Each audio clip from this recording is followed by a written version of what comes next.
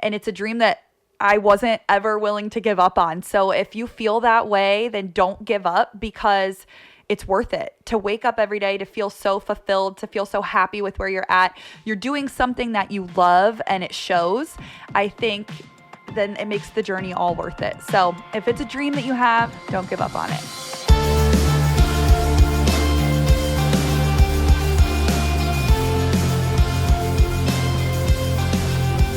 All right, hello everybody. Welcome to the show.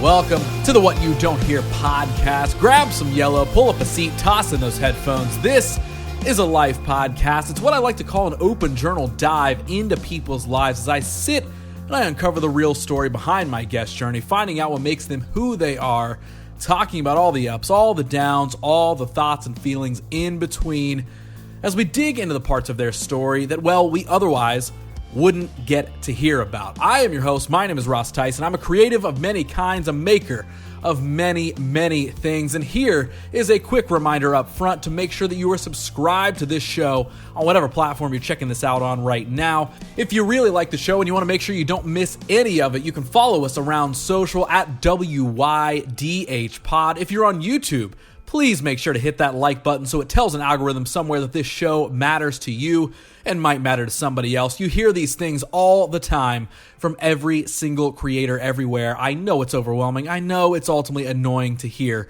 over and over and over, but all of this stuff truly does add up and help more than you may think. The support goes a super long way. Now, speaking of support, for this episode, I've got some supporters that help this show out a whole lot. So I'm going to tell you about those sponsors and partners that I've got for this week's episode. My friends over at PromoWest Productions, bringing you some live music here in Columbus, the DIY Craft Bar, Makers Social, and then River and Rich. And after I tell you about all that, we'll dive into a very fun conversation with Hanna Williford here in this week's episode. All right, if you or someone you know is looking for a place to live, well, you may want to listen to this next part because this episode is sponsored by River and Rich. Located in the Franklinton Arts District of Columbus, River and Rich is that set of colorful buildings right there on Rich Street, and they want you to know that Franklinton is a real cool place to live. Now, River and Rich brings together quality apartments, desirable amenities, and a vibrant artistic community. They offer 1-bedroom, 2-bedroom, and townhouse-style apartments, all with open floor plans, oversized windows, and modern finishes. The amenities include a huge 24/7 gym, a heated pool, a fully stocked coffee bar, a secure package delivery room, pretty much everything you'd be looking for in a place to live. And it doesn't just stop at the building, because River and Rich embraces and connects with the art-filled Franklinton community around them, with local art and murals featured all throughout the building and the community itself. River and Rich is both a place to go home to and is also becoming a living piece of art in its own. So if that sort of environment sounds like one that you want to live in, well, you can. So go check it out. They offer both guided and self-guided tours, so you can go check out an apartment anytime. Visit their website at riverandrichcolumbus.com for more information. Also, check this out. Because you listen to this podcast, I might be able to help you get a freaking apartment, you guys, because for right now, new applicants can receive up to half off their security deposit if you use the code WYDHPOD when applying. So again, for more information, please contact River and Rich. Certain restrictions might apply. Hop over to riverandrichcolumbus.com to get things going and go join the colorful life over at River and Rich. This episode is also brought to you in part by Makers Social. Now, Makers is located right over in the Franklinton Arts District, right here in Columbus, Ohio, the place where this podcast used to call home. Now, why I'm stoked to have Makers on board as a partner and a sponsor for this episode is, well, it's owned and operated by friend of the show and past guest, Meg Pando, and you can go check out her story, her podcast episode, anytime in the archives. That's back on episode 46.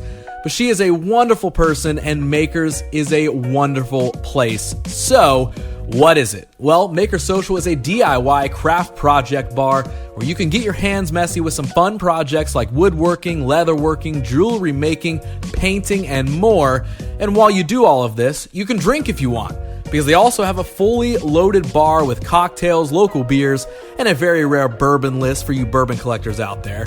So what's more fun than getting your craft on with some friends or family, while also maybe getting your drink on as well for a night out. And they also host private group events, such as corporate events for team building and even birthdays. So if you want to check it out, if you want to go book and make a reservation, well, you can just hop over to their website. And if you do book, right now you can type in WYDH into the notes section of your checkout when you make the reservation to get $10 off your project's booking. So head to makerscolumbus.com if you want to check it out, or simply follow them to see what they're all about at makers.social. All right, and finally for this one, this episode is brought to you in part by PromoWest Productions. If you live in or around the Columbus, Ohio area, and you're interested in catching a live show, you want to go get that live music experience and go to a concert, well, PromoWest has a few of those coming your way, because they've got Sublime with Rome at Kemba Live on Friday, August 16th. Frank Turner comes to Newport Music Hall on September 16th. JPEG Mafia also comes to Newport Music Hall on September 20th. And then Loveless is at Newport Music Hall on September 24th. So if you want to grab tickets to any of those, you can just jump to AXS.com. Or, as always, for more information on these or any other upcoming concerts, if you want to know who's coming to town and when, well, you can find all that information that you need over at PromoWestLive.com, or follow them at PromoWest Live. Okay, so this week I sit down with Hanna Williford. It is a fun dynamic in this episode because normally Hanna is on the other side of the microphone, as she's normally the one doing the interviews, as she's a host, interviewer, and broadcaster for the Columbus Clippers, the Big 10 Network, doing a lot of reporting for Ohio State sports here in Columbus in general.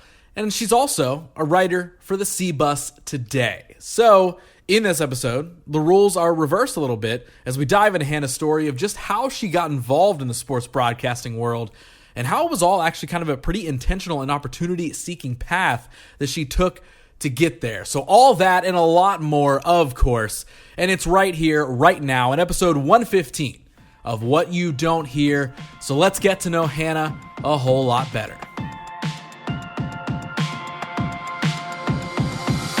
Hanna, I am so very stoked that you were down to do this. Thank you so much for being here. Of course. Thank you for having me. Yeah. Honored that you wanted me to come on. Yeah. We had a couple like reschedules and some things to kind of like align, but we finally made it. Yes. I'm excited to get to know you, because most of the time when I have a guest on that I don't know, I don't do like detective work up front. Yeah. So like I know generally what they do, Uh-huh. but I don't know any of the other stuff behind it. So I'm going to find everything out real time.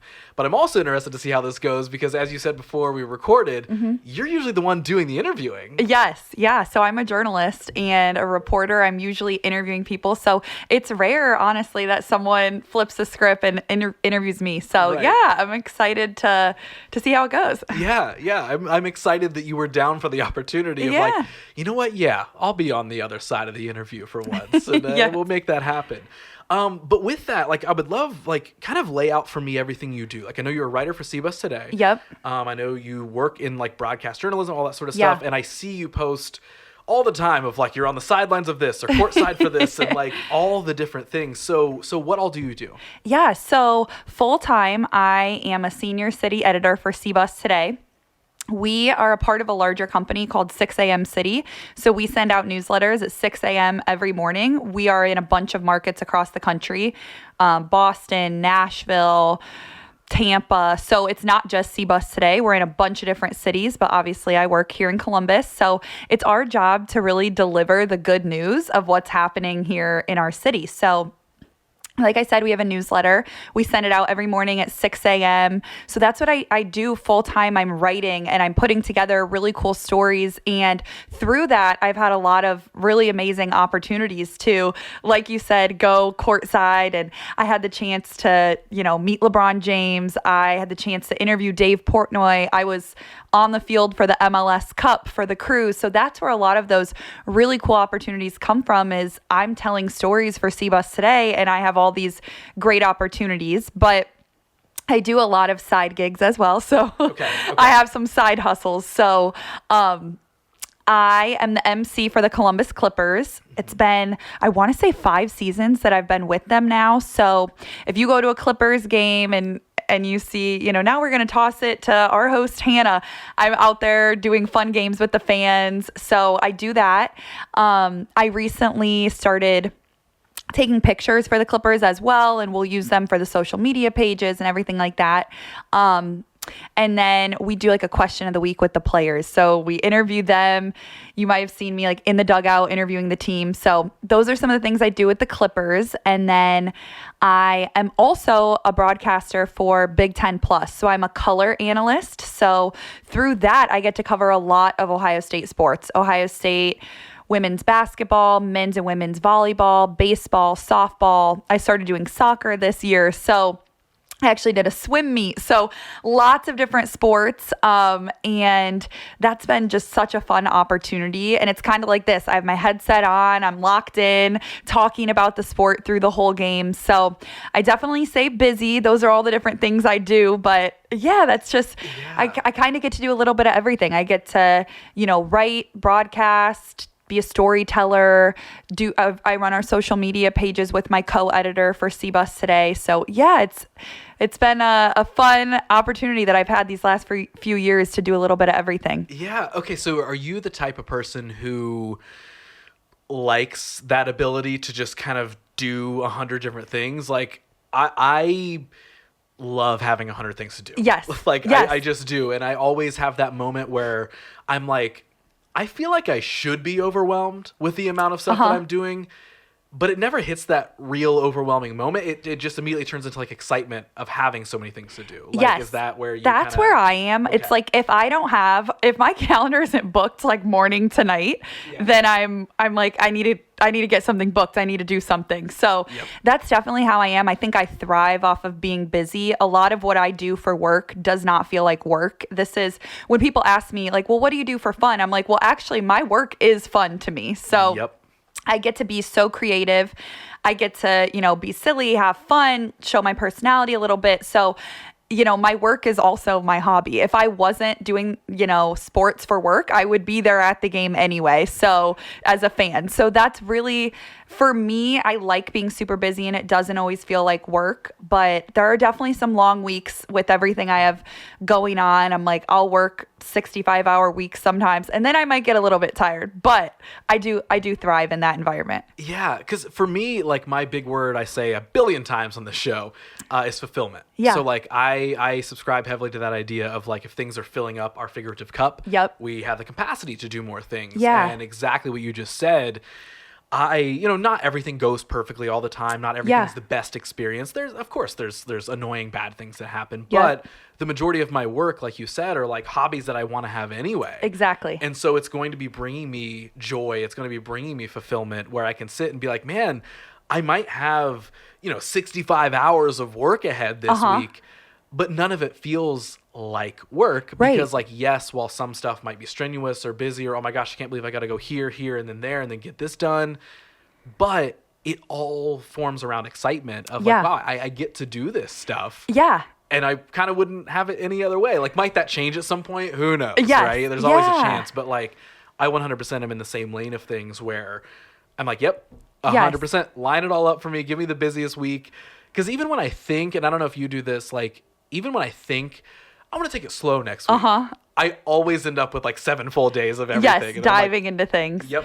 And I'm like, for me, like you said, fulfillment, I think that it's rare to have what you like to do and your passion line up with what you're talented at. It's a rare combination of, okay, I feel like these are my God-given abilities or this is my purpose, and then you also really like doing it. So because it doesn't always align for people, so I think it's a huge blessing that all that aligns for me. So, and it seems like it does for you as well. So it's like we genuinely, what we're good at is what we like to do. So it makes everything more fulfilling that way. Was there like a moment for you where that sort of settled in?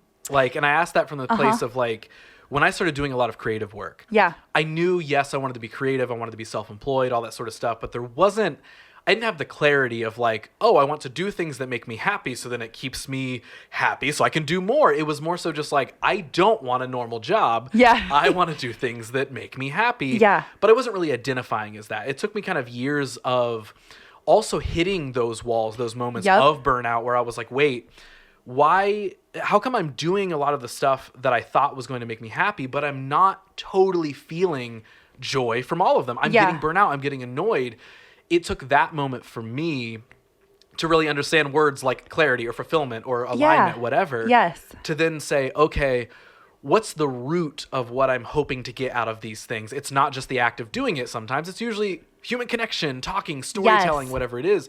Did you have that moment sometime like along your like timeline of doing this? Or? So definitely. So I went to Ohio State, and initially I was early childhood education was my major, and I was like, I'm going to be a teacher. My mom's a teacher. I love kids.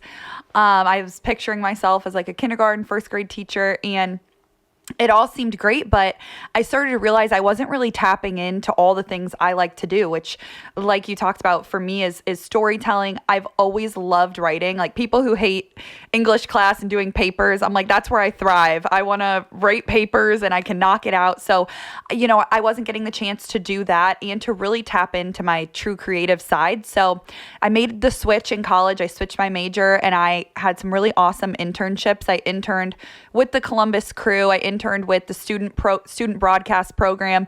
And once I started doing that, I was like, I can never do anything else. Like, I have to do this for my life because it just brought me so much joy. And I felt like I was really finding what I was passionate about and what makes you, everyone has to have something that makes them want to get out of bed every day and excites them for the day they have ahead.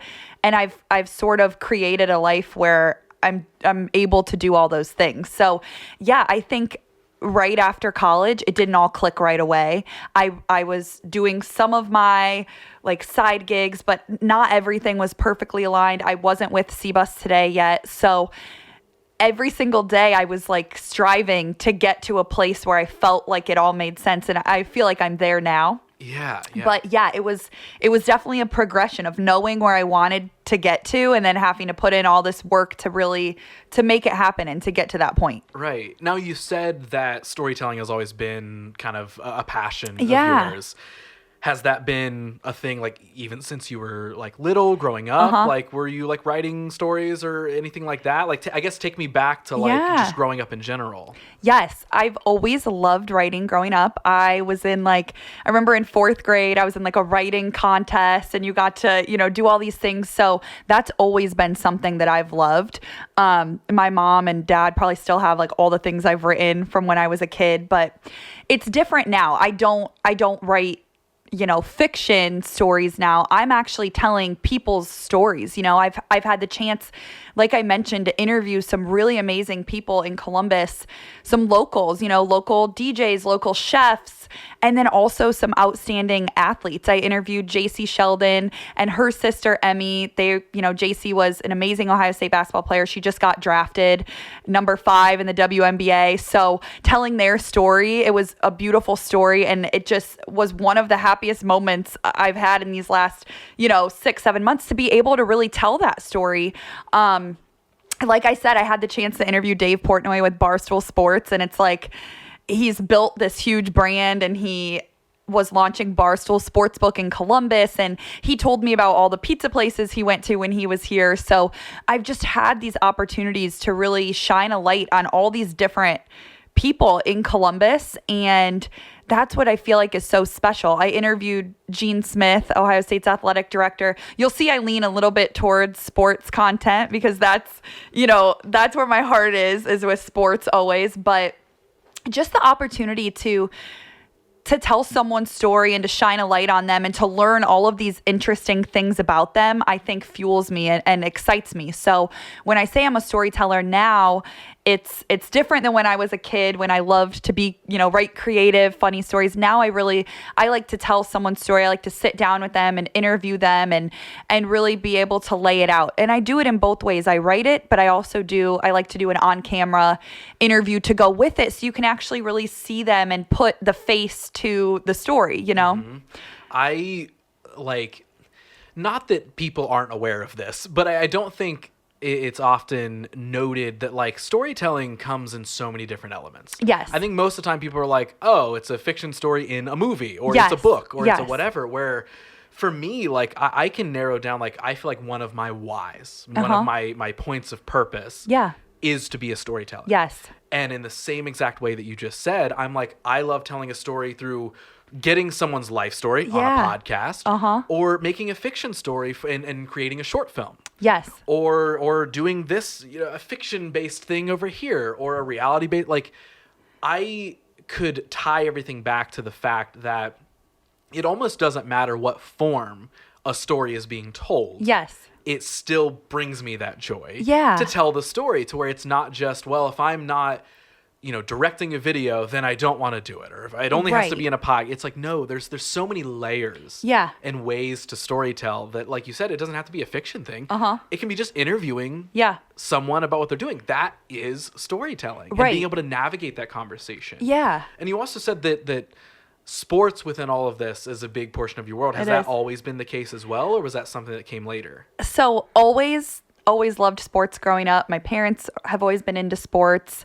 I have an older sister. She was into sports. And then I played just about everything you could do growing up. Same with my younger sister. So sports have always been huge for us. We always grew up going to baseball games and basketball games. And we just had fun doing those things. So I think for me, it really clicked for me once I was in college and I got that internship with the Columbus Crew.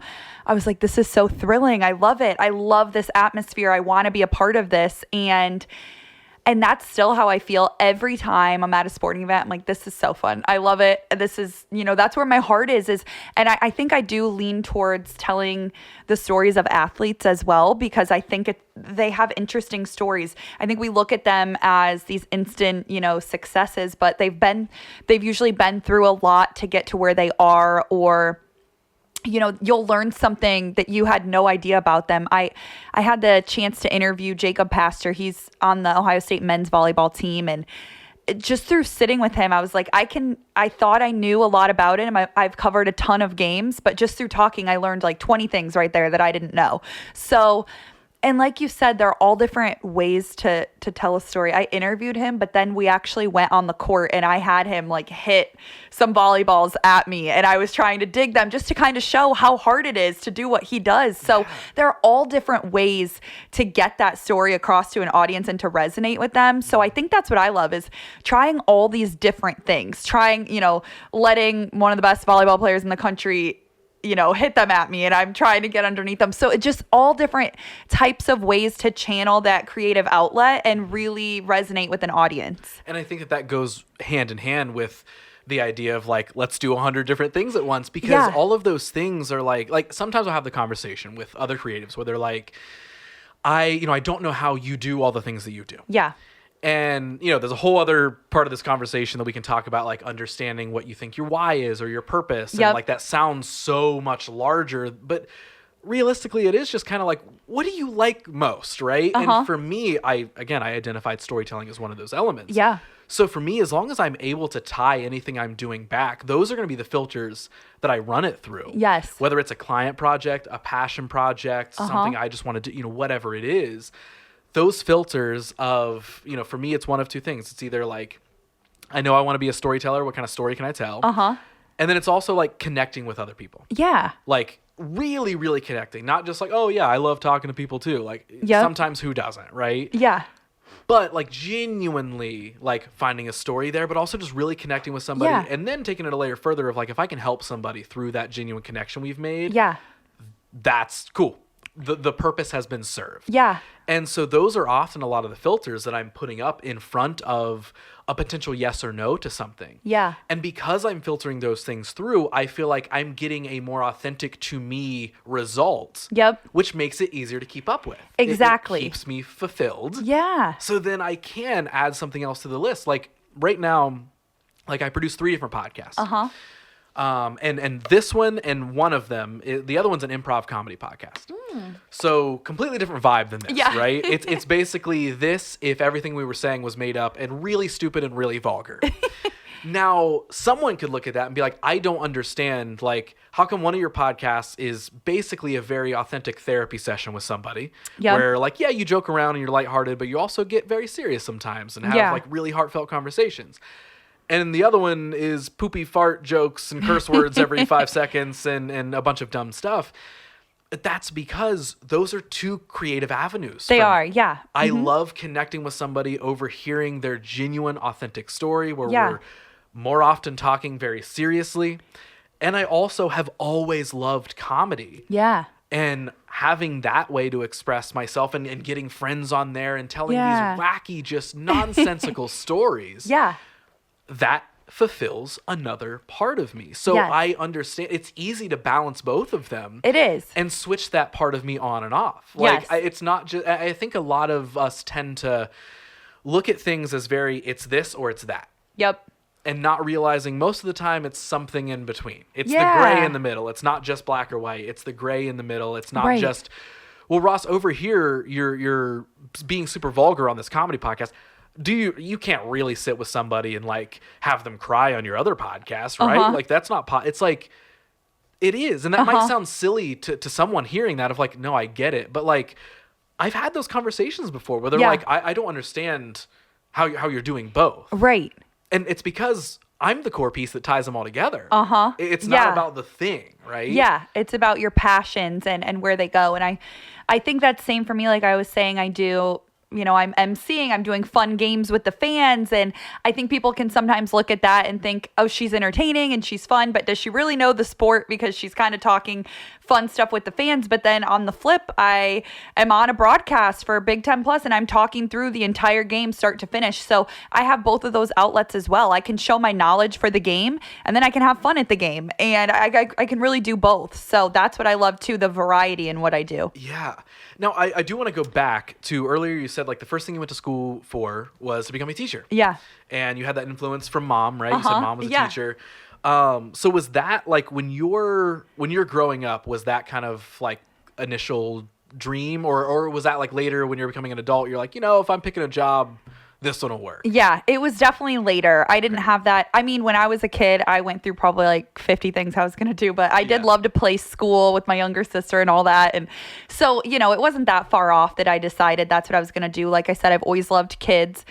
But this is really, my career is really fitting for me now. Growing up, I loved I loved to, you know, talk, to be kind of the center of attention. I wanted to like always do like show and tell and the talent show and all that stuff. So just like finding a way to put myself out there, I think I always loved doing that kind of thing. So if you asked me in like elementary, I would always say like, I'm going to be a famous actress. I'm going to be a famous singer. I'm going to be a dancer.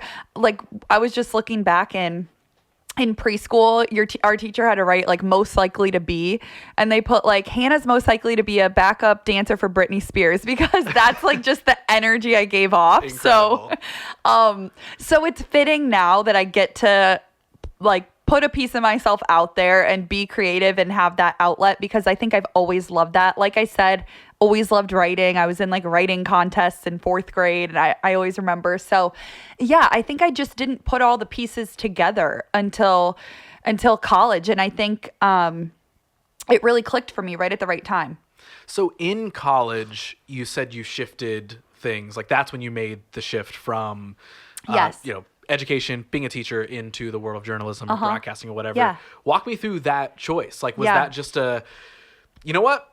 This is calling my name. We're going. Was there any pressure to it? Was there any like, oh my gosh, I was starting as this thing, and I'm always interested in people's college experience because like I never went to college. Yeah. I somehow at 18 had the foresight to be like, I know more school is not for me. Yeah. And I know all the things I want to do. I don't think I can get through there. So I'm always like, yeah, like because I collected so many stories where people are like, yeah, it was the most pressure-filled thing ever because I thought if I didn't continue this and graduate college in this way that I failed and I wanted to go do this. Like, was it just a simple decision for you or was there kind of a process to it? Like, so I realized once, so part of the education program at Ohio State, you get placed into a classroom and you're hands-on, you know, with the students and helping the teacher with things. And I knew about 2 times into that I did not want to do it. And I was a sophomore in college, and I was like, I think I'm making the wrong decision. I'm not really liking this when I'm in there. This is not like,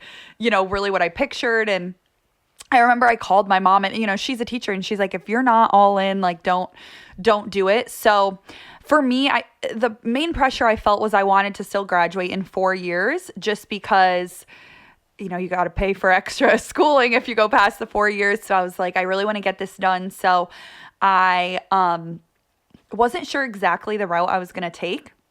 I met with, my academic advisor, and I switched to strategic communication, which is very broad. You do writing, but you also learn about PR, a little bit about marketing. So there were a lot of different routes I could take. But it ended up being perfect for where I am now. And switched my major. I had to take some summer classes going into my junior year and going into my senior year in order to catch up with that major. But through that, I took, like I said, a communications internship with the Columbus Crew. And that's when my eyes were open to, I idolized their sideline reporter. I was watching her, I was 20 years old, and I was like, this is what I have to do, seeing what she did. So that's when it all really clicked, and I knew that I made the right decision. So I did that. And then there was a student program I had heard about from a friend to do the student broadcasting at Ohio State. It was, Big 10 Student U. And they really kind of throw you in and give you that experience. And I was, calling all these games and loving every minute. So I knew that it all clicked then, but I had to be real with myself. I was like, after a few times in the classroom, and I ended up going, I think, for 2 weeks until I made my decision in the classroom. But every time I went back, I was like, this isn't for me. It's just not, So I think it's great that they give you that chance to try it out in the real world so you can figure out if it's for you. Yeah. I feel like one of the worst things you could be forced to do is be a teacher. There's a list for sure, but one of them I feel like is teacher. Yeah. If you don't want to be there. And I'm sure we've, at times probably all encountered at least that one teacher who were like, do you want to be here? Yeah, yes. What are you doing, right? Yeah. So after college. Yep. Do you just, and I know we've kind of planted some of these seeds already, but just kind of in that time frame, I guess the simple question is, what's next? Is it just diving into that world of, cool, we get the internship with the Crew, and then we're seeing the Big 10 stuff? Is it just kind of full bore into that? Or was it a slow, I'm kind of getting some gigs here and there, but I hope this works? So it's funny how things play out. I always say every opportunity always leads me to my next one in some way. But it wasn't easy to break in to exactly what I had, this idea of what I wanted to do. And I didn't want to work for local news. That was never something. So I had some opportunities at some stations, not here in Columbus, but I interviewed for a station in Vermont. I was just going anywhere that, but ultimately was being more selective than I probably deserve to be. But I was like, this isn't exactly what I have in my head, so I'm not going to do it. That's great, though. Yeah, it ended up working out. And I think a lot of students now will jump into that first opportunity no matter what it is, because you think this could be my only opportunity. And there were times where I was like, did I just pass up, But I went on a show, a Friday night show. It was called High School Blitz for Spectrum Sports. They're now just Spectrum News. That was one thing I did right out of school. I had no idea what I was doing, being on, a live show on TV on Friday nights talking about high school football, but it was an amazing opportunity. And I had I don't want to say co-host because we were not the hosts. They would just cut to us at different segments, but her name's Kellyanne and we are still friends. She is a news reporter or a sports reporter here in Columbus. So it's funny, all these things I did after school that kind of still led me to where I am. I did that for a bit. I was the in-game host for Ohio State men's basketball. I did that for a few seasons. And when I was hosting there, the PA announcer, Big Matt, love him. He was also the PA announcer for the Clippers. So he was like, hey, would you want to come audition for the Clippers? So through him, I went and auditioned for the Clippers and got that role. And so, like I said, one thing for me always leads to the next in some capacity. So, I accumulated all these clips of myself being on camera, and when I had posted them to my LinkedIn, TheCbusToday actually reached out to me through LinkedIn, which kind of opened this door. I've been with TheCbusToday now for 2.5 years. So it kind of just opened this world for me where I feel like each stepping stone along the way helped me get to where I am. Same with, I still freelance for Big 10 Plus, calling those games. I built those relationships when I was a student through the student program. So now that's something I'm still doing. So just, it's important that you keep those connections and understand each thing can lead to the next. And so, like I said in the beginning, I kind of said no to certain things, but on the flip, there are a lot of things I will always say yes to because I know that they can help open doors and help get me to the next step. Yeah. What do you feel like the value was that maybe not in that exact moment, but sometime later that you uncovered about, it's probably good that I stayed true to my gut, stayed true to myself, and said no to those things, even though in that moment you're like, we got to say yes to everything. Yeah. I feel like a lot of us get caught in that cycle of just saying yes to everything and being so afraid that there's never going to be another opportunity that shows up. Like, is there anything big that you feel like you took away from that process of just trusting your inner voice of like, no, I don't think this is the one for me. We're going to hope another one shows up. But then it did. And it did. And I think it's all about patience, and I always live by what's meant for me will never pass me by. I really believe that. We end up, in the places we're supposed to be. And I kept telling myself that. I remember when I was a senior in college and I'm trying to figure out where I'm going to work. And I had that quote as the background on my phone, like, what's meant for me will never pass me by. Because I'm like, just really trying to figure out what was right. But looking back, I'm so happy that I didn't just jump into something because it would get me reps on camera, because like I said, I almost feel like I've been able to kind of curate a career path where I can do everything that brings me joy and that brings me passion. And there's really no part of what I do that I'm like, I really wish that wasn't a part of my role. I'm kind of fulfilling each piece. So I think being patient and also really understanding what you are passionate about. What do you want to do? What are parts of, your career that you think are going to bring you joy, and being patient and trusting that you can get to the next step. Not giving up. There were a lot of times. So like I said, TheCbusToday did not come to me right after school. I had all these side opportunities, but I was working full time at a beauty school and I was doing their marketing and communications, still using my degree, but I was commuting to and from Toledo to call high school games for BCSN 3 nights a week. And then I was still waking up in the morning, working the full-time job. And then I would work a full Friday workday. And then I'd go into the studio and call a game for high school blitz until 11:30 at night. And then I'd wake up on Saturday and I'd have an Ohio State basketball game. And I'd do, so I don't want to, downplay the work that went into putting myself where I am now. It was a lot of hours, a lot of reps, a lot of sacrificing nights and weekends and special events with your friends. And, I worked a lot of Easter Sundays, just working holidays, working the 4th of July, working times where, I think we want to be so picky and select a career that gives us the most freedom and time off. But when you're trying to build really to where you want to be, it's about sacrifice. And so, I declined certain things in the beginning, but I had to put an immense amount of work in to keep putting myself out there. And, a couple years of doing that, I started to ask myself, should I just stop? Should I just accept that it's never fully going to click? And it's so funny, but I watched a Steve Harvey video and he was like, the only guarantee of stopping is that it's never going to happen. So you can stop, but you're guaranteeing you're never going to get there. It's never going to happen. And that kind of lit a fire in me that I was like, I want to get to this spot that I'm at. And like I said, I rebuilt my whole reel, showcasing everything I could do.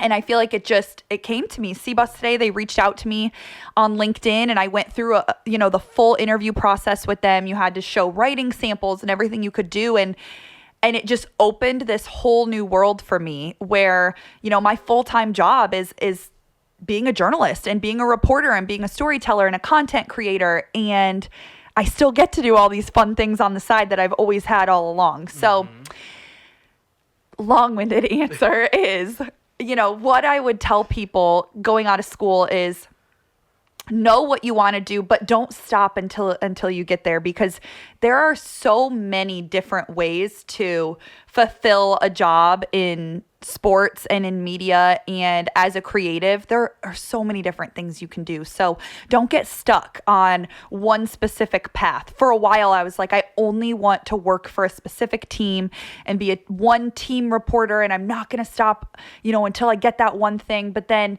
there are so many other ways to do that. I get to cover the Buckeyes all the time. I get to cover the Clippers the whole season long.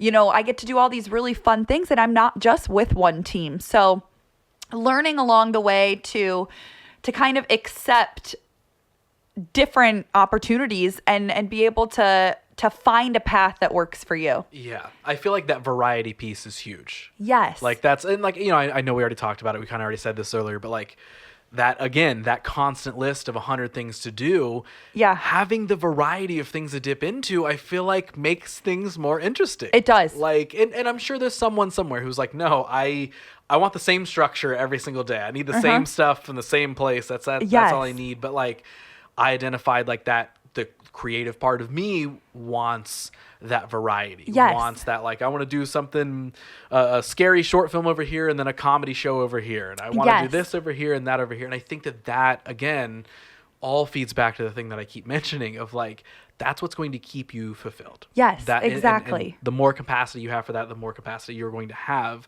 to be able to continue to pursue those things. Right. Something I'm super interested, because I don't know, or I'm completely forgetting if I've ever had somebody who's really been involved in broadcast journalism or anything like that, who really actively interviews as much as you do. Right. How, like, did you ever notice a time where you realized you needed to have like your on-camera persona? And how much of that is just like normal you with the volume turned up to 11? Yeah.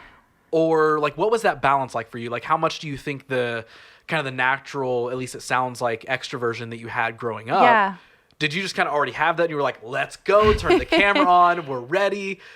Or like how much, like, and I don't mean in a fabricated way, but how much of it did you kind of learn the process of you're working a character a little bit? Like a lot of my friends will joke that like I have a podcast voice. Yes. Like, I have a reporter voice, 100%. Yes. Like, I just sent a clip to my younger sister.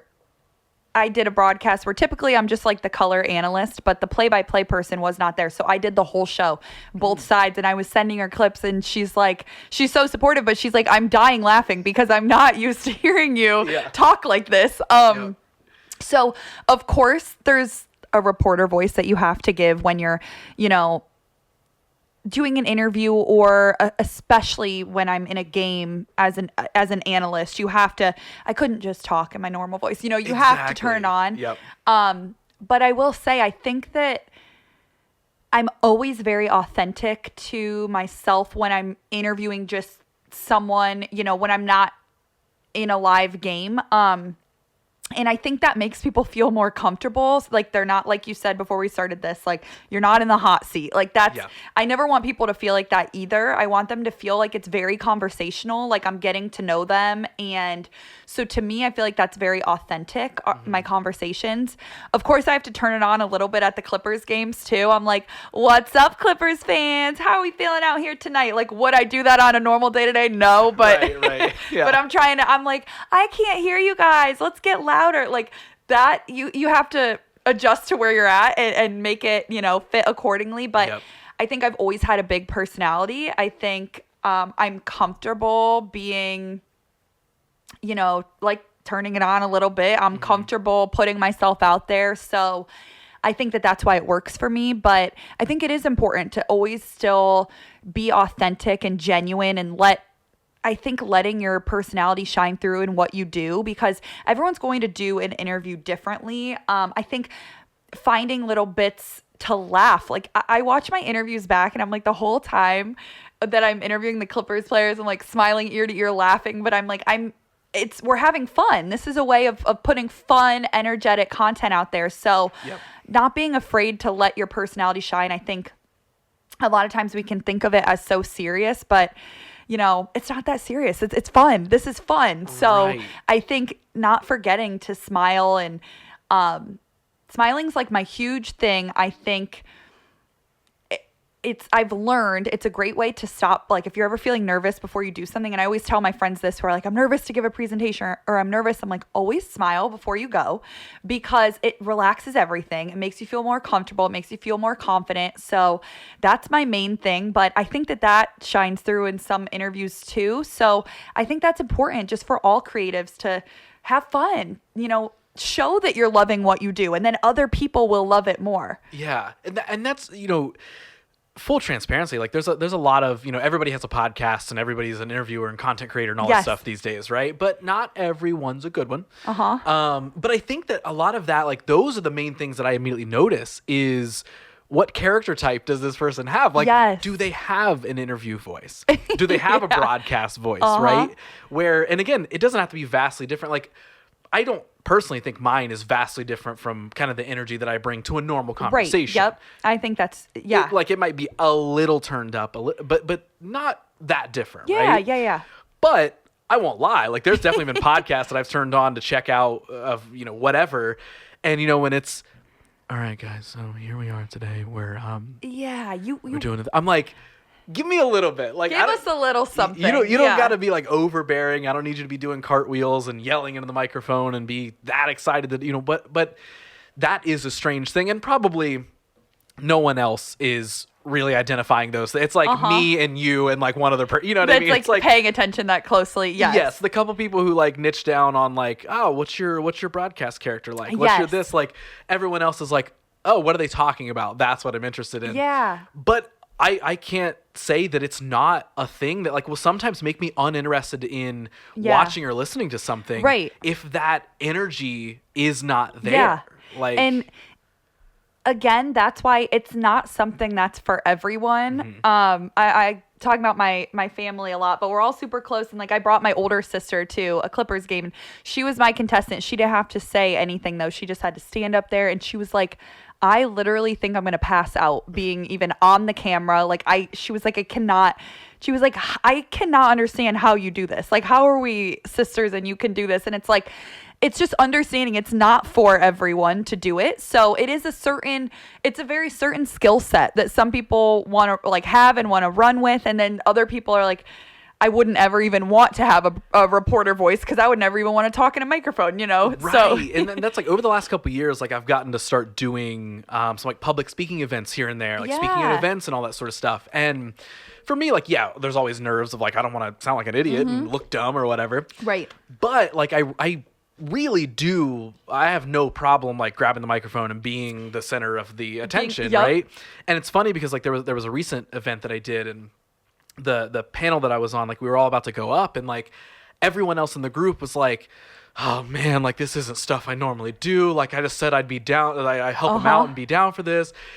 And I honestly, I was like, like I actually feel like I'm good. I got this. I'm excited. And they're like, same thing. They're like, I don't know how, and it's not like we were speaking to a room of 500 or 1,000 people, it's probably like 50 people or something like that. Right. But like, and that's not about I need the spotlight on me or I need to be the loudest person in the room. Right. It's just I have no problem carrying that energy. Yes. And as we were about to go up, all of that, they were like, okay, I'm glad that you can talk as much as like, please take as much of it take as control. you can, Yes. right?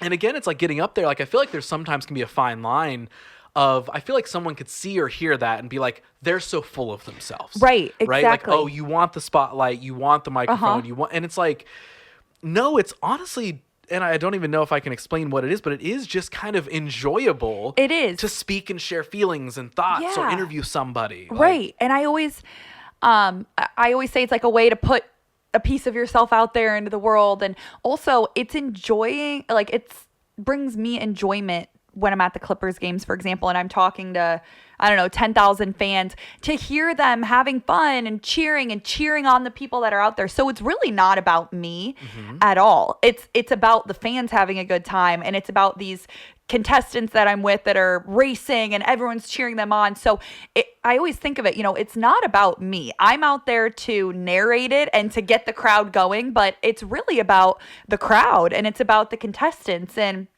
so, and I want to go back to nerves. Like you said, that's probably the number one thing people always ask me is, do you get nervous? And I honestly was thinking about this the last time someone asked me, and I was like, it really depends on what I'm doing. For the most part, I think I've done enough reps to where it would be impossible for me to get nervous. Like when I'm on the Big 10 broadcasts, Big 10 plus broadcasts, and I'm talking through a game, like I could never get nervous for those because I think I've done so many that it's like muscle memory of knowing how the show is going to go and knowing what I'm going to talk about. But there are certain instances, like when I went to interview Dave Portnoy, like right when he got in front of me, like I was like, oh my gosh, I kind of have butterflies in my stomach. Like I want to do a good job right now because I don't want to embarrass myself and I want to prove that, I should be here interviewing him. So I think it just depends on what I'm doing. When I'm interviewing the Clippers players, for example, like I would never be nervous to do something like that because it's fun and I've done it so many times. But yeah, there are those certain instances where you feel nervous to do something. But I was telling someone, I was like, that's actually a good thing to feel nervous sometimes. It's good in life to do things that we're afraid to do, that are out of our comfort zone.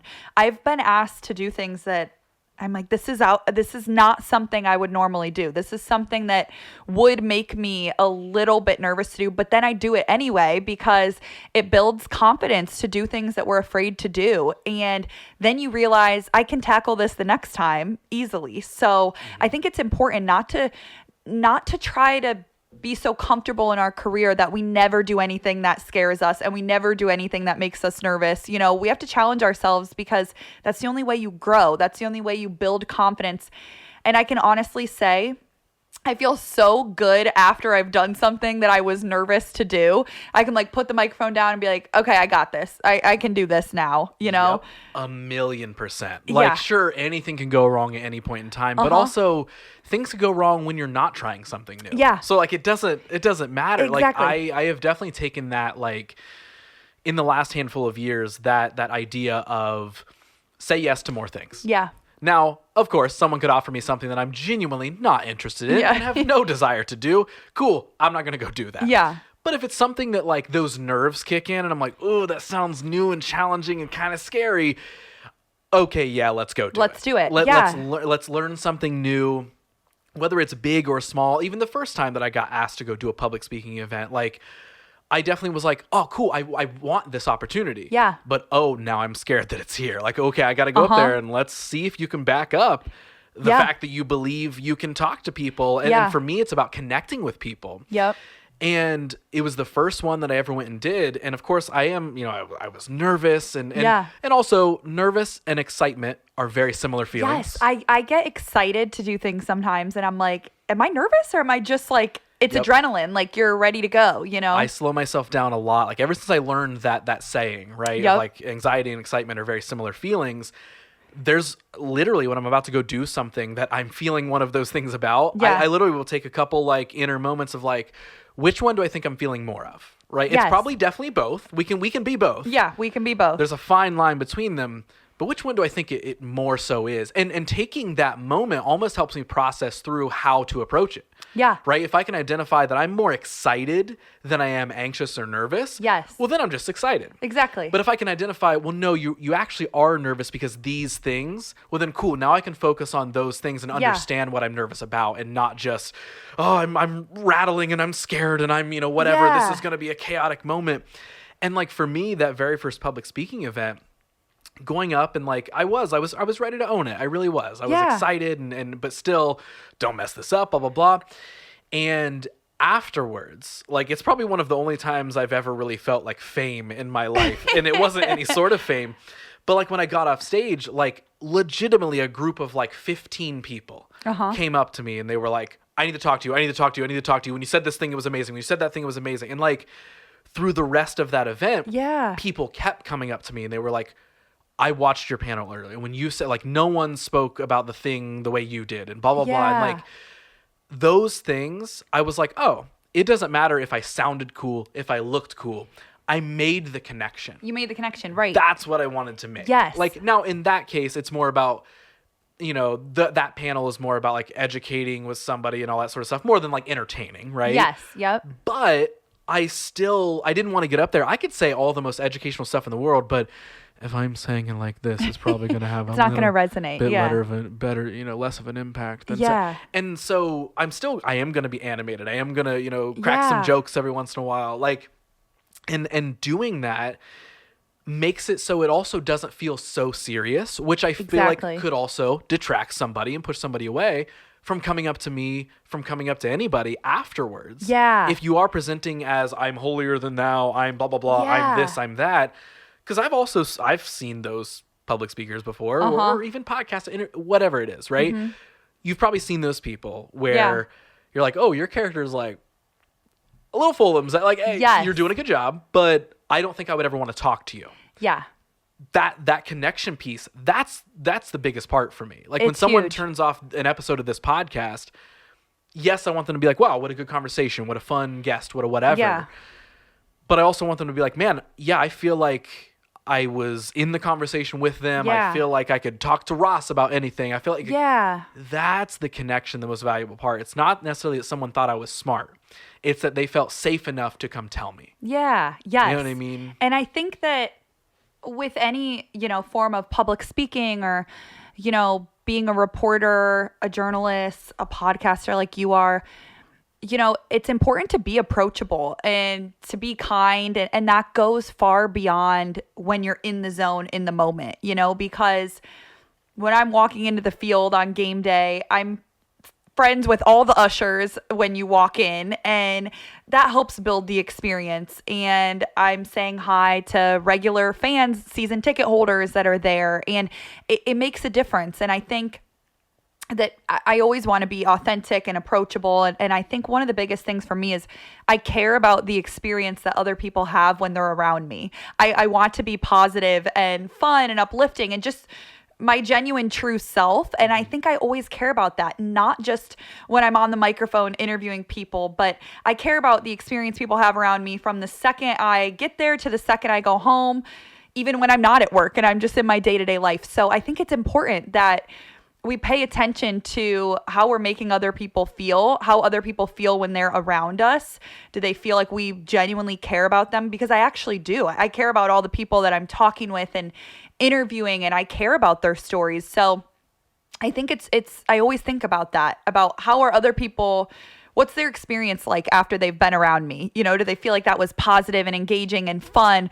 Or I would never want someone to feel like, okay, that was kind of serious, or she wasn't really that into it, you know? So being really cognizant of the experience other people are getting from you. Mm-hmm. Oh, that was a worry that I had to get over, you know, when I really started like podcasting and started kind of wanting to be a little bit more of a public speaker or kind of being more of myself in like a meeting or something like that. Like there was a back and forth for a minute where I was like, are you being too much? Yeah. Because like, I won't lie. Like I can kind of operate at a 10 a lot. Yes. Again, like if we were sitting down and getting coffee, I'm not going to be like, hey, Anna, what's up? Like I'm going to talk pretty close to how we're talking right now.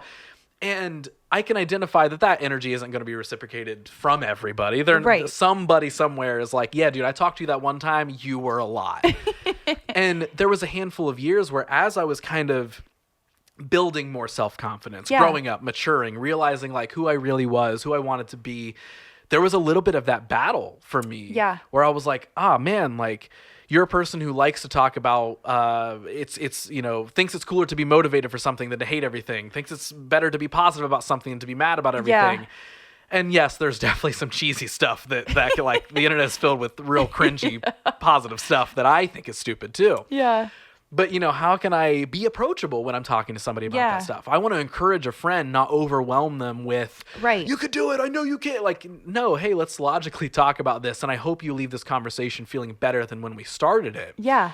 And that was also, that took a lot of work over years, because for me, like growing up, I was more introverted. Yeah. Okay. But internally wanted to be extroverted so bad. Yeah. Yes. Like I wasn't the like in my shell and I want to stay there. I and still to this day, I can be the quietest person in the room. Like I will often lead a speak when spoken to, or when my moment is there. Okay. So like if we were in, a room and it was a board meeting or something, we're all sitting there and so-and-so's talking. So like, I'm not the person who's like, actually, can I hold on? Right. Me? I'm not like, I'm not confrontational. Yeah. I'm not like, certain things that do come with an outgoing personality, I'm not. Right. So right. I can, yeah. And so, but when that moment comes though, of like, when it is Ross, what do you think? I'm like, okay, now we're going to own this. You know what I mean? Yeah. Like, now I want to own the conversation and now I will speak exactly how I want to speak and all that sort of stuff. But I learned, that balance of, coming from being the quietest person in the room, but also learning the damage that can actually bring sometimes. Yeah. Of not speaking your mind or sharing your opinion or standing up when you need to stand up or whatever it is, especially navigating the world of like entrepreneurship, self-employment. Again, the saying yes to everything thing that we talked about earlier. Like, there was years where I had to navigate through, like, I need to set some boundaries here. Yeah, I need to not say yes to every single thing. I need to speak up and say, hey, actually, that doesn't make sense, and here's why. Yeah. And I don't mean anything negative by that, but I just need you to know. Communication is a huge thing. Yeah. But for me, it did take, years worth of, especially, again, growing up, I was always quieter. And then once you get older and you become a teenager, like I, came out of my shell a little bit and all that sort of stuff. But really, really learning that true self-confidence was the game changer. Because sure, anybody can come out of their shell, but that also means that you can just be the loudest, rowdiest, funniest person. Yeah. And cool. That's a quality. That's fine. But for me, I always wanted there to be an intention behind when I'm speaking, when I'm leading, when I'm, whatever. Yeah. And it took a long time to kind of uncover, like, it was in there, When but I you had to were kind ready. of dig it out of like, Yeah. all right, like, no, you can have a good conversation with somebody, and don't be afraid to encourage somebody. Don't be afraid to push back when it's needed or whatever it may be. In the same way of like in the last year, I've gotten heavily involved in the world of comedy here in Columbus. Yeah. And being able to fully lean into like playing a character and having the attention and all that sort of stuff, it's still nerve-wracking. Right. But it's so much fun as another outlet. And again, even then I'm like, if I'm doing an improv scene with a couple other people, I'm like, okay, let's make sure we're all in this together. It's a team, improv is a team environment, right? And let's make sure I'm not just trying to be the funniest person on the... Like, there's that kind of magic formula to everything where, again, nothing is this or that. It's usually the balance in between. It is. And I think that, you're talking about coming out of your shell and not being afraid to find your moments. And I think most of the world is afraid of public speaking. It's like more people are afraid of public speaking than death, they say. But really? Is that it? That's what they say in America. They ask people, like, your biggest fear, and more people said public speaking than death. Interesting. Yeah. Okay. So we're kind of we're lucky that we don't have that fear, I guess. But I think for me, one of the biggest things that has allowed me to be more comfortable at what I do is letting go of the idea that everything has to be done perfectly, because there is no way you're going to speak in front of, crowds every single night, for 6 nights in a row. And one of the nights you're not going to mess something up a little bit, And I think for so long when I was getting started in my career, I was such a perfectionist. I allowed myself no room for mistakes because I felt like I was already having to prove myself. Like, I'm meant to be here. And I would overanalyze every single thing that I did work-wise, which is funny because I'm very laid back and easygoing in my personal life, but I was a perfectionist in anything that was work related. And I'd be like, okay, was this perfect? Do you think people thought this? And once I was really able to let go of that and to allow myself that room to make mistakes, I still hold, myself to a high standard for performance, but it doesn't ruin my whole night when I mess up. I shake it off and I'm like, okay, I messed up. I'm going to do better the next time, Yeah.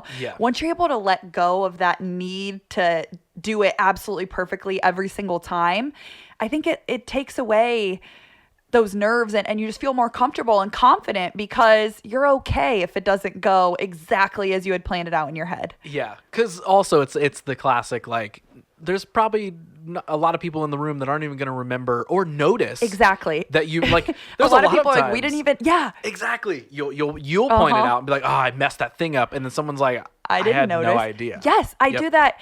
And there were friends that I worked with at, a lot of the games I would do, and I'd be like, oh my gosh, did you hear when I like stumbled across this word? And they're like, we like totally didn't even notice. And then I would bring it up again. Are you sure you guys didn't hear me? And they're like, you gotta let it go. Like, it's not.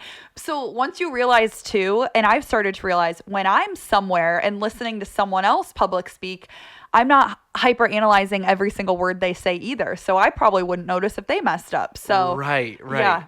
Do you remember any, like, maybe like key factors that helped you kind of get through that perfectionism? Like, were there any things that, like, practices or anything that you like reminded yourself of, or just that worked in general to kind of release that a little bit?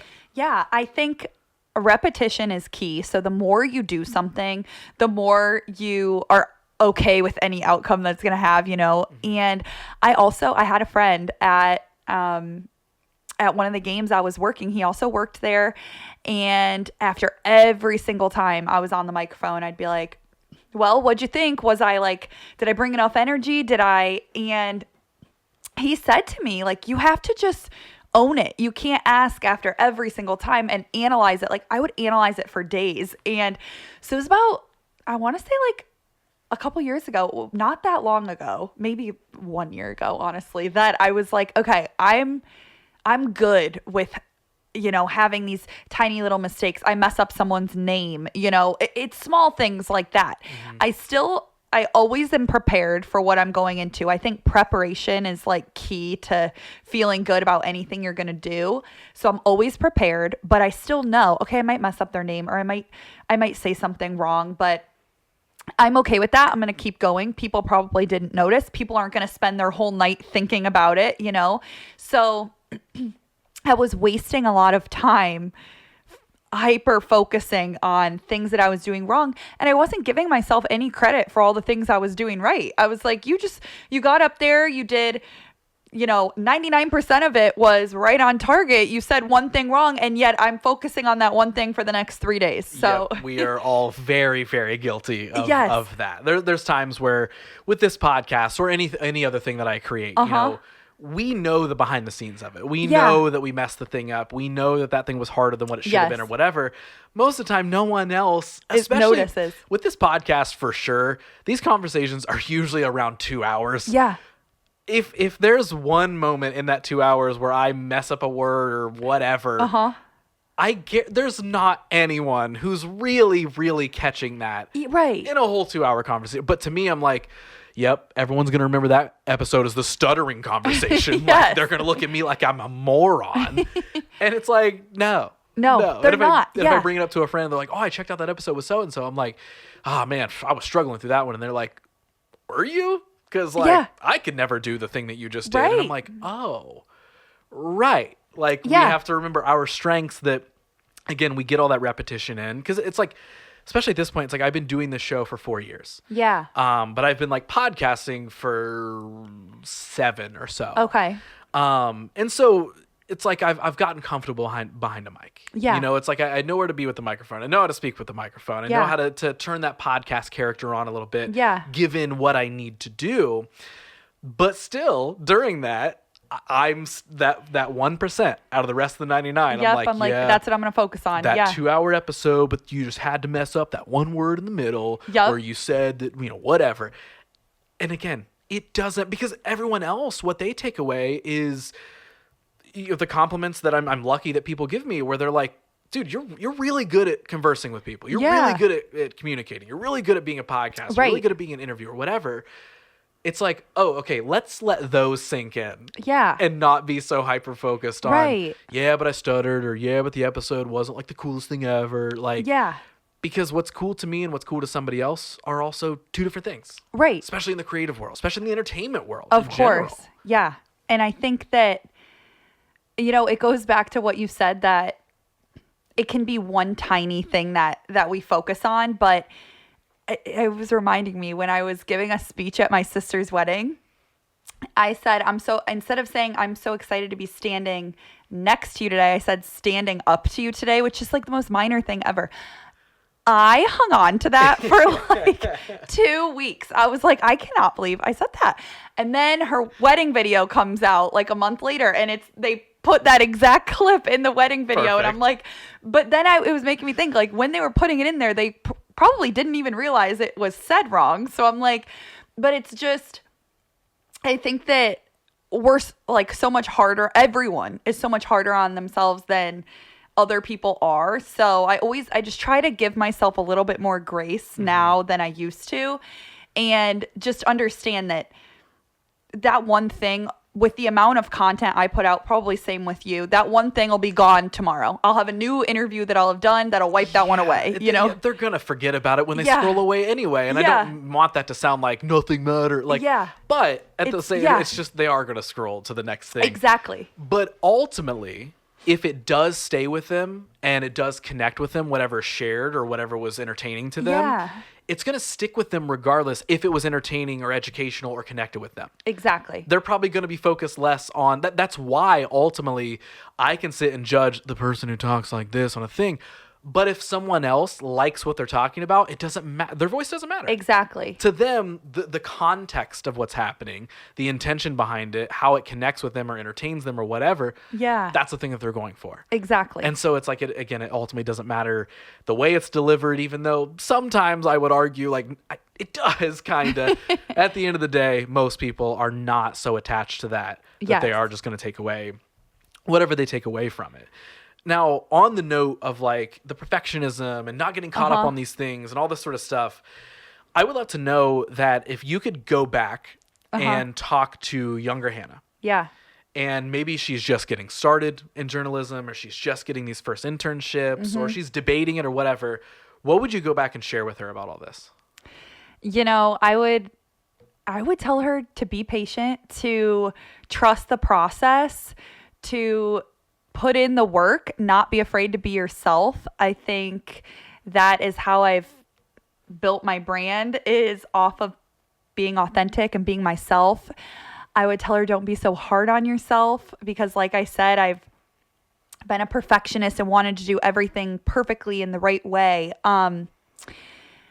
Younger Hanna was so concerned about being on track with where I needed to be, and okay, this person's doing this, I need to be doing this person. And right now, I don't compare myself, my journey, my career to anyone else's. I think that's been one of my strong suits, is I've kind of been able to do things my own way, and I don't compare or, wish that I was, when you're not in competition and you're just doing your best and realizing that there's room for all different kinds of creators and, journalists in this industry. I think that's been one of my key things too, that younger Hanna would have worried about.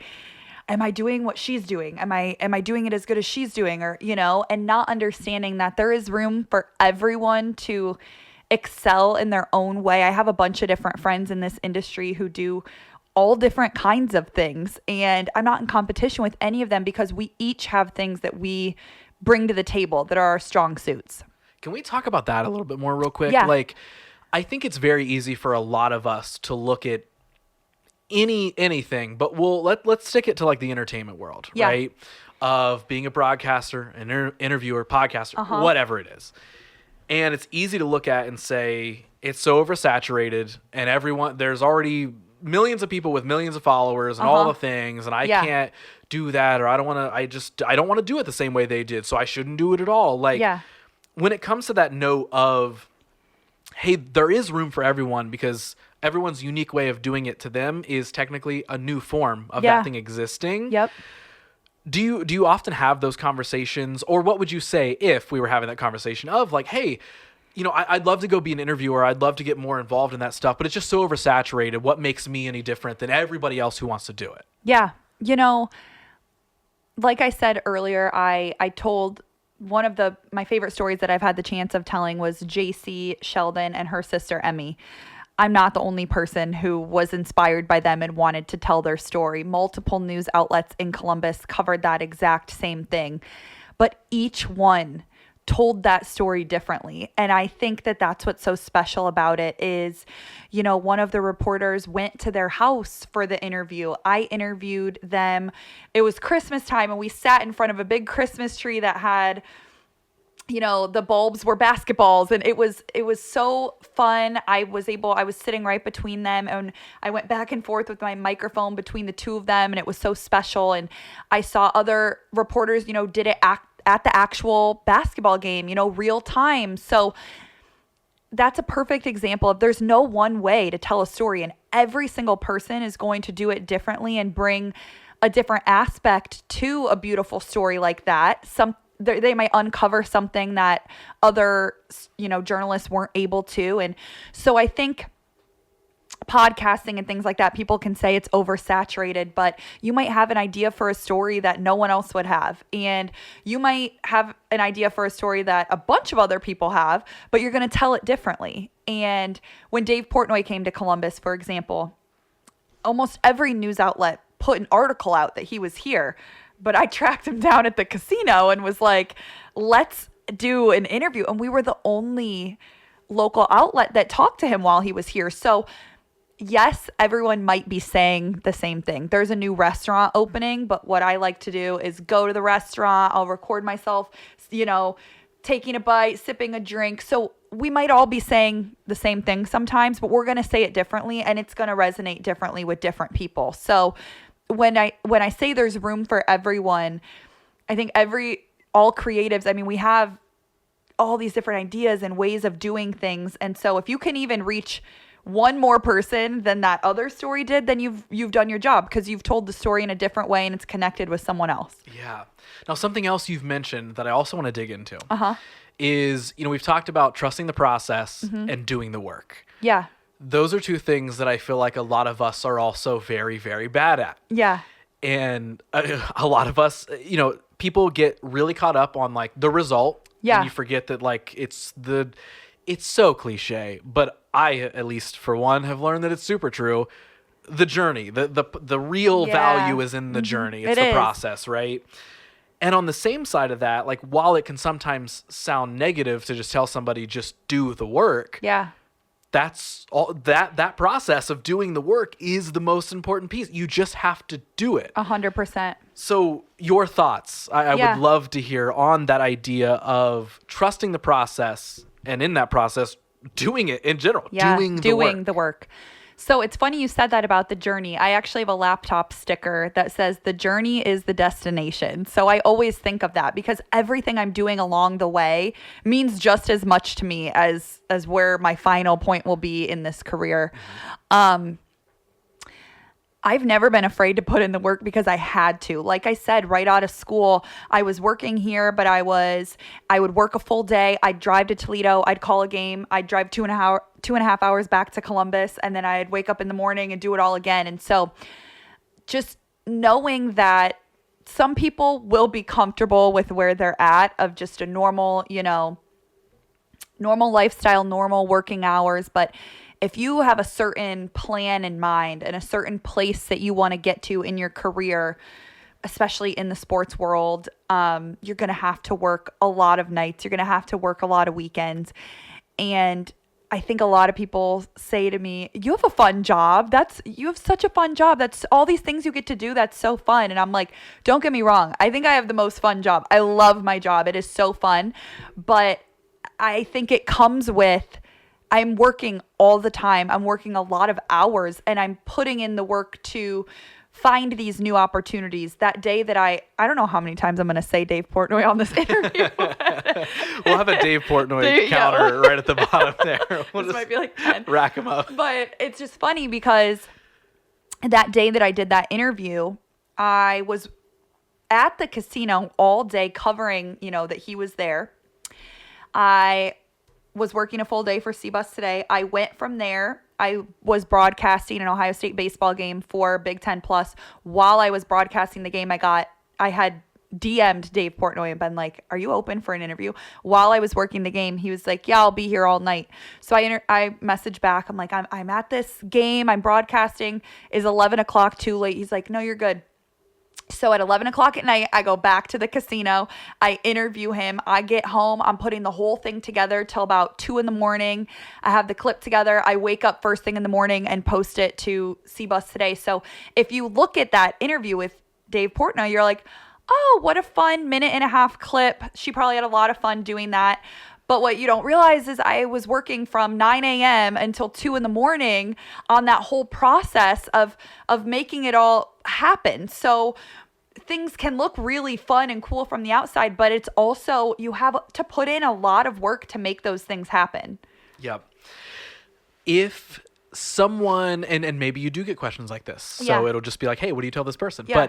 But if someone, hearing everything that we just said, and if we're balling everything up or making a quick hit list or whatever, or it's something different, if someone comes to you and they're like, hey, I want to work in broadcasting, I want to be a commentator, I want to be an interviewer, I want to be a whatever, what's your main points of go-to of like how they can get started and get involved in that? Yeah, so students reach out to me all the time on Instagram, or, even if I see them in person at the games. And I love it because I was that student that was reaching out to people and looking for help. So if any students are listening, you can always reach out to me. But get well connected early on. Like I said, I established connections where I've maintained these long-standing connections to where each thing helped lead me to the next spot. And that's my number one piece of advice. Start getting involved early on so you can meet people and network with people and learn. Internships are huge in college. I worked unpaid internships. When I was with the crew, that was unpaid. And that's another one of the things of put in the work. If I wanted to get my foot in the door somewhere, I worked in unpaid internships. So don't be afraid to do things that aren't perfect. While you're trying to network and get your foot in the door. I would also say what I've said earlier is there's no one path to finding success in the sports world, to being a broadcaster, to being a journalist. You can work for a team, you can work for a news station, you can work for a network. There are all these different opportunities and routes you can take. And if I can be an example of that, it's that, I've kind of curated this variety, like we've talked about, of things that I do that have put me in a place where I get to do a little bit of everything. So don't be afraid to take an avenue that you thought maybe you weren't going to take.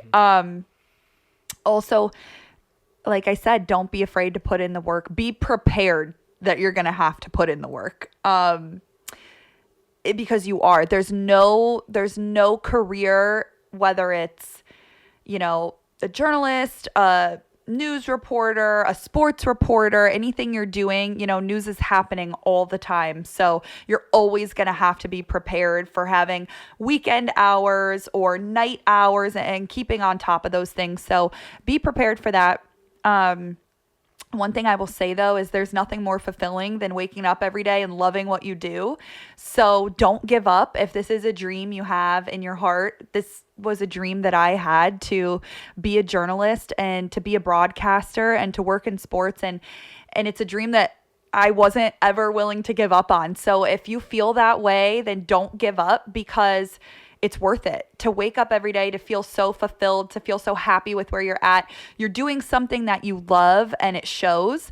I think then it makes the journey all worth it. So if it's a dream that you have, don't give up on it. Man, I wish I didn't have more questions, because that's like the just perfect ender there. A couple more things and we're going to wrap this thing up.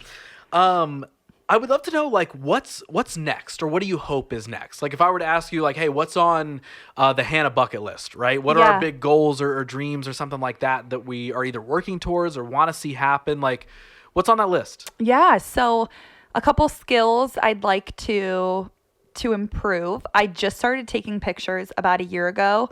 I bought a camera. It was not anything special. It's a Canon Rebel T4. It was like $700. But I didn't know what I was doing. So I was like, I got to start with the basics. Self-taught pretty much everything. I downloaded Lightroom. That's how I edit my photos. And that's something that's just a work in progress, just learning. Photography is not easy. You got to work with the lighting and all of that. So I think I'd like to invest in a better camera and invest in my skills there, because I think that's a part of storytelling as well. You can do it through photography and videography. So right now, when I'm filming an interview, for example, I film everything on my iPhone. And I edit on my iPhone, and that's great, but I would love to take that to the next level, to be able to film on my camera and really up my editing skills. And so that's one area that I really do want to dive into more, because it just contributes to being able to tell someone's story, to have that professional video quality and those pictures. Of course, I still think I can get decent pictures right now, but it's nothing compared to some of those pictures that are like more clear than your vision. You're like, wow, this is better than my eyesight. But yeah, so that's definitely something that I'd like to work towards, perfecting that part of my craft as a journalist. And that's the main thing I think that's been in my head right now, is that's what I'd like to work towards. Yeah, I love it. Yeah. Well, if you ever want to talk about any of that stuff, I would love yes, to, so you can be like my mentor. Yes, yeah. 100%. I will absolutely help if you want it. Yeah. Final question, and then we will have made a podcast. Wow. So I asked the same question at the end of every single one of these episodes. Okay. So now it's your turn. Okay. So right now, I want you to pretend that everybody in the world can hear you speak right now. So we've talked all about this, all this public speaking and live mics in front of people, all this sort of stuff. So no pressure. So right now, everyone in the world can hear you. Okay. And we're throwing logic out the window. They can hear you. They can understand you. You got a live mic attached to everybody. Okay. You get this moment right now to share one thing with everybody. Yeah. What are you telling them, and what would you want them to hear? I would say be a good person. And I think that the way we make other people feel is really important. And like we talked about, the experience that other people have when they're around us is important. And it's as basic as the golden rule: treat people how you want to be treated. And I think we don't realize sometimes the difference that we make in someone's day just by smiling at them when we walk by, the difference that we can make by taking an interest in someone's life, making someone else feel special and important. And I think one of the main things that my mom has always taught me is, if you're feeling bad or having a bad day, she always says, take the attention off of yourself and put it on someone else. And it's not all about you, go help someone else, go do something for someone else. And I think that that's really what I live my life by. I could be having the worst day. I'll call my mom. She'll be like, go flash that smile at someone. Someone else needs it today. And that's really how I live my life. I feel like people would describe me as maybe bubbly or outgoing, but I'm genuinely caring about that person and their experience when I'm with them. And I think that they can feel that. So what I would say to the world is, be friendly, be kind, care about how you make other people feel, care about their experience that they have when they're around you. And it's not all about you, take that attention off of yourself sometimes and go help someone else. Go do something for someone else. Hannah, this was an incredible conversation. This was so much fun. Yeah, I loved it. This cannot thank you enough for being down to be on the show. And again, meet me for the very first time and just sit and just lay up. We're just going to talk about life for the next hour and a half, 2 hours, whatever it's been.